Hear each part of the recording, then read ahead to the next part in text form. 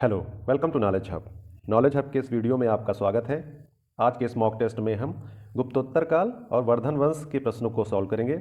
इससे पहले गुप्तोत्तर काल का एक वीडियो अपलोड किया जा चुका है। यह इस श्रृंखला का दूसरा वीडियो है। तो शुरू करते हैं आज का वीडियो। 31वां प्रश्न है, सम्राट हर्षवर्धन ने दो महान धार्मिक सम्मेलनों का आयोजन किया था। कहाँ पर किया था? ऑप्शन ए कन्नौज व प्रयाग में, बी प्रयाग व थानेश्वर में, सी थानेश्वर व वल्लभी में, या फिर डी वल्लभी व प्रयाग में। 31वें प्रश्न का सही जवाब है ऑप्शन नंबर ए कन्नौज व प्रयाग में।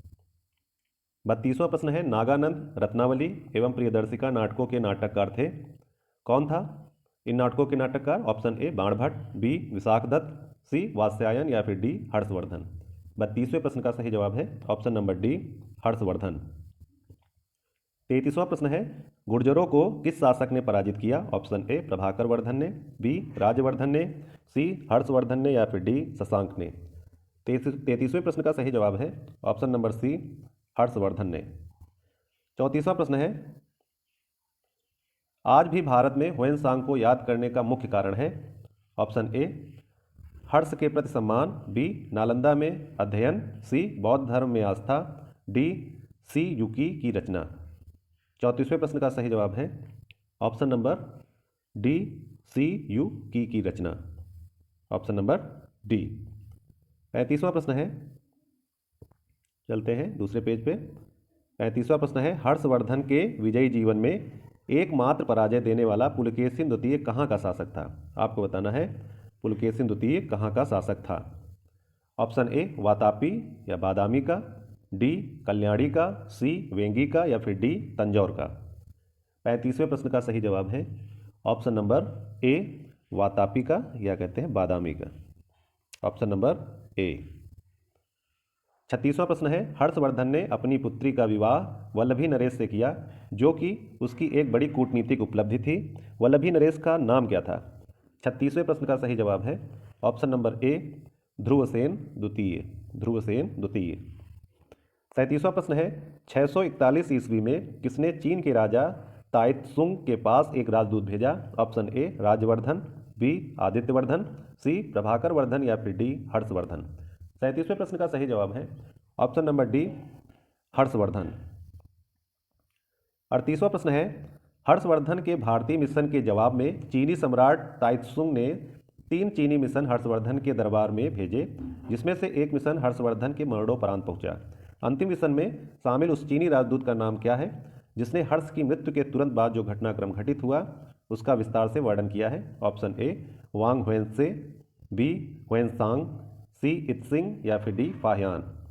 38वें प्रश्न का सही जवाब है option number A Wang Hiuen Tse. Wang Hiuen Tse. Option number A Wang Hiuen Tse. 39वां प्रश्न है, किस चीनी यात्री को वर्तमान शाक्य मुनि एवं यात्रियों में राजकुमार कहा जाता है? Option A Fahien, B Hiuen Tsang, C Itsing, या फिर डी इनमें से कोई नहीं। 39वें प्रश्न का सही जवाब है option number B Hiuen Tsang. Option number B. 40वां प्रश्न है, ह्वेनसांग भारत में लगभग कितने साल रहा? इस प्रश्न का सही जवाब है ऑप्शन नंबर सी 14 वर्ष। 40 का सी। 41वां प्रश्न है, ह्वेनसांग के सम्मानार्थ एवं महायान धर्म के प्रचारार्थ हर्षवर्धन ने कहाँ महासभा का आयोजन 643 ईस्वी में करवाया? Option A Kannauj, B Thaneshwar, C Prayag, या फिर डी उज्जैन। 41वें प्रश्न का सही जवाब है ऑप्शन नंबर ए कन्नौज। 643 ईस्वी में हर्षवर्धन ने एक महासभा का आयोजन किया जो कि महायान धर्म से संबंधित थी। 42वां प्रश्न है, कुंभ मेला को प्रारंभ करने का श्रेय किसे दिया जाता है? ऑप्शन ए अशोक को, बी चंद्रगुप्त द्वितीय को, सी हर्षवर्धन को, या फिर डी इनमें से कोई नहीं। 42वें प्रश्न का सही जवाब है ऑप्शन नंबर सी हर्षवर्धन को। हर्षवर्धन ने कुंभ मेला का प्रारंभ करवाया था। 43वां प्रश्न है, नर्मदा नदी पर सम्राट हर्ष के दक्षिणवर्ती अग्रगमन को किसने रोका? ऑप्शन ए पुलकेशिन प्रथम ने, बी पुलकेशिन द्वितीय ने, सी विक्रमादित्य प्रथम ने या फिर डी विक्रमादित्य द्वितीय ने। 43वें प्रश्न का सही जवाब होगा ऑप्शन नंबर बी पुलकेशिन द्वितीय ने।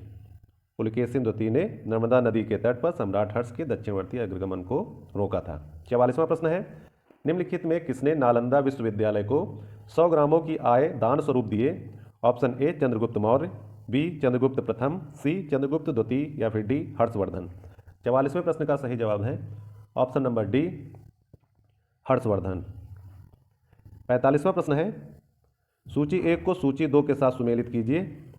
सूची 1 में रचना है और सूची 2 में उसके रचनाकार। मिलान करते हैं। हर्षचरित और कादंबरी रचना के रचनाकार कौन है? तो इसके रचनाकार हैं ए का चौथा सही बाणभट्ट,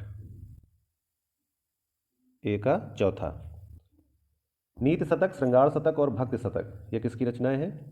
तो यह है भर्तृहरि की रचनाएं। सूर्य शतक किसकी रचना है? सूर्य शतक है मयूर की रचना।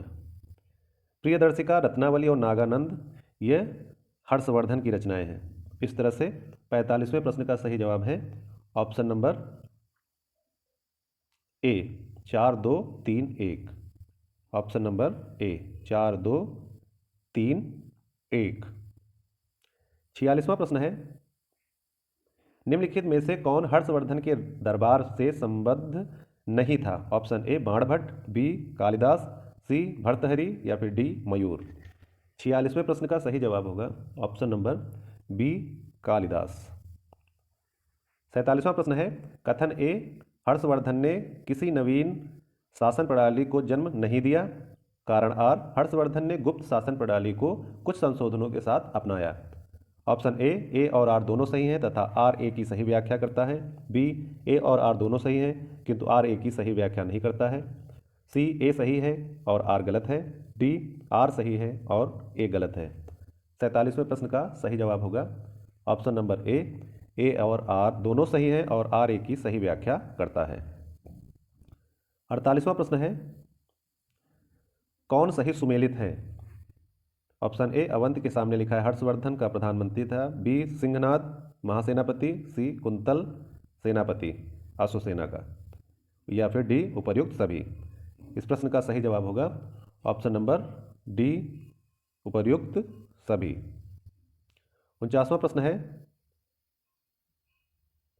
किसका कथन है भारत के लोग गर्म मिजाज के हैं, उन्हें जल्दी गुस्सा आता है परंतु ईमानदार होते हैं, भारतीय स्वच्छता प्रेमी हैं? यह किसका कथन है? ऑप्शन ए मेगास्थनीज का, बी फाहियान का, सी हुएनसांग का या फिर डी इत्सिंग का। 49वें प्रश्न का सही जवाब है हुएनसांग का। 50वां प्रश्न है, अग्रहार का अर्थ था? ऑप्शन ए ब्राह्मणों को दिया जाने वाला करमुक्त भूमि अनुदान, बी धर्मनिरपेक्ष अधिकारियों को दिया जाने वाला भू अनुदान, सी सैनिक अधिकारियों को दिया जाने वाला भू अनुदान या फिर डी इनमें से कोई नहीं। 50वें प्रश्न का सही जवाब है ऑप्शन नंबर ए ब्राह्मणों को दिया जाने वाला कर मुक्त भूमि अनुदान। 51वां प्रश्न है, घटी यंत्र या तुला यंत्र का प्रयोग होता था किसके लिए? ऑप्शन ए खेत की जुताई के लिए, बी खेत की सिंचाई के लिए, सी समय मापने के लिए या फिर डी इनमें से कोई नहीं। 51वें प्रश्न का सही जवाब है ऑप्शन नंबर बी खेत की सिंचाई के लिए। खेत की सिंचाई के लिए घटी यंत्र या तुला यंत्र का प्रयोग होता था। 51 का बी सही है। 52वां प्रश्न है, दक्षिण भारत के संदर्भ में एरीपत्ती का अर्थ था? एरीपत्ती का क्या अर्थ था? ऑप्शन ए जलाशय की भूमि, बी चारागाह की भूमि, जंगली भूमि या इनमें से कोई नहीं। एरीपत्ती का क्या मतलब होता था? एरीपत्ती, तो इस प्रश्न का सही जवाब होगा ऑप्शन नंबर ए। एरीपत्ती क्या होती थी? यह होती थी जलाशय की भूमि। ऑप्शन नंबर ए 52 का ए। 53वां प्रश्न है, हर्ष के काल में भू राजस्व की सीमा कितनी थी? ऑप्शन ए 1/10 से 1/16, बी 1/6 से 1/10, सी 1/4 से 1/6 या फिर डी 1/3 से 1/4। इस प्रश्न का सही जवाब होगा ऑप्शन नंबर बी 1/6 से 1/10। ऑप्शन नंबर बी भू राजस्व की सीमा थी 1/6 से 1/10। 54वां प्रश्न है, मौखरी शासकों की राजधानी क्या थी? Option A Thaneshwar, B Kannauj, C Purushapura या फिर डी इनमें से कोई नहीं। 54वें प्रश्न का सही जवाब होगा option number B Kannauj. Maukhari शासकों की राजधानी कन्नौज थी। यह प्रश्न छत्तीसगढ़ पीसीएससी प्री 2012 में पूछा गया था। इसी के साथ गुप्त उत्तर काल के ये प्रश्न यहीं पर समाप्त होते हैं। आपने इस मॉक टेस्ट में कितना स्कोर किया कमेंट सेक्शन में बताइएगा। तो जल्द ही मिलते हैं अगले वीडियो में। तब तक के लिए धन्यवाद, नमस्कार।